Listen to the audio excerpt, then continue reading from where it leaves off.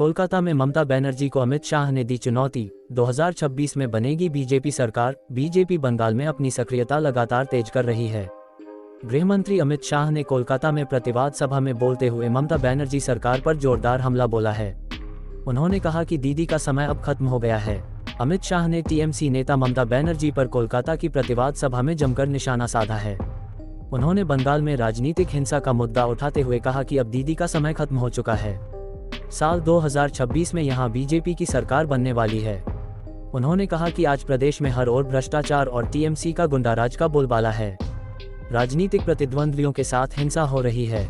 उन्होंने पश्चिम बंगाल की मुख्यमंत्री पर निशाना साधते हुए कहा कि सोनार बांग्ला और मामाटी मानुष के नारे के साथ कम्युनिस्टों को हटाकर सत्ता में दीदी आई थी।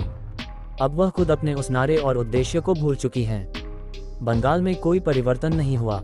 प्रतिवाद सभा को संबोधित करते हुए गृहमंत्री अमित शाह ने कहा कि एक वक्त में सोनार बांग्ला और मामाटी मानुष के नारे के साथ ममता बनर्जी सत्ता में आई थी।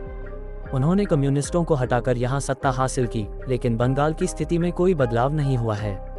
आज भी बंगाल में घुसपैठ, तुष्टीकरण, राजनीतिक हिंसा, भ्रष्टाचार हो रहा है। उन्होंने कहा कि 2026 में प्रदेश में बीजेपी की पूर्ण बहुमत से सरकार बनेगी और 2024 लोकसभा चुनावों में भी बीजेपी के सीटों की संख्या में इजाफा होगा। बंगाल में राजनीतिक हिंसा का मुद्दा भी उठाया। अमित शाह ने बीजेपी कार्यकर्ताओं को संबोधित करते हुए कहा कि जिस बंगाल में सुबह के समय हर ओर रविंद्र संगीत सुनाई देता था, वहां आज बम धमाके हो रहे हैं। पूरे देश में सबसे ज्यादा राजनीतिक हिंसा बंगाल में होती है। 27 साल बंगाल में कम्युनिस्टों का शासन रहा। तीसरे टर्म में ममता बनर्जी की सरकार बनी है। इन दोनों पार्टियों ने मिलकर बंगाल को बर्बाद कर दिया है। ममता बनर्जी के संरक्षण में प्रदेश में खुलेआम घुसपैठियों को वोटर कार्ड और आधार कार्ड बांटे जा रहे हैं।